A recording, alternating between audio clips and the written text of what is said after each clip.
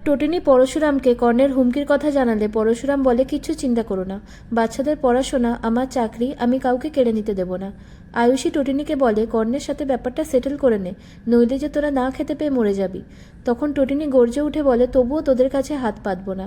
এরপরে লাট্টু পিকু বাড়ি আসে আর বলে, আমরা স্কুলে যাব না, কারণ সবাই বলাবলি করছে তাদের বাবা মা ক্রিমিনালদের সাথে যুক্ত। কর্ণেরা খুব রিচ আর পাওয়ারফুল, তাই জন্য এসব করতে পারছে। পরশুরাম তাদেরকে বোঝায় যে যার কাছে এত ভালো পরিবার আছে সে কি করে প্রৌঢ় হতে পারে, ভালোবাসার দিক থেকে তারাও অনেক রিচ।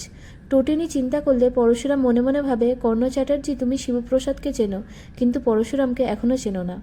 এরপরে কর্ণ টোটিনিকে হুমকি দিতে থাকে এই কেসটা থেকে সরে আসার জন্য। টোটিনি বলে, আপনার ছেলের সাথে আপনাকেও কোর্টে তুলব। এদিকে নন্দিনীর সাথে জিতের ভয়ঙ্কর তর্কাতর্কি হয়। নন্দিনী বলে, ফুলের মতো দুটো শিশুর ভবিষ্যৎ নষ্ট করে দেওয়ার যে নোংরা খেলায় কর্ণ চ্যাটার্জি মেতে উঠেছে তাকে ধিক্কার জানাই, আর এই আগুনে ঘি ঢেলেছ তুমি। তাই জন্য টোটিনির কিছু হলে আমি কাউকে ছেড়ে কথা বলবো না, প্রয়োজনে আইনি ব্যবস্থা নেব।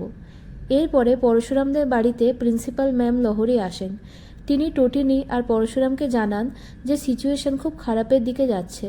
কর্ণ চ্যাটার্জি যে অজুহাত দেখিয়েছে তাতে স্কুলের বোর্ডের অন্যান্য মেম্বাররা সহমত পোষণ করেছে, তাই তারা বাচ্চাদের টিসি দেওয়ার সিদ্ধান্ত নিয়েছে।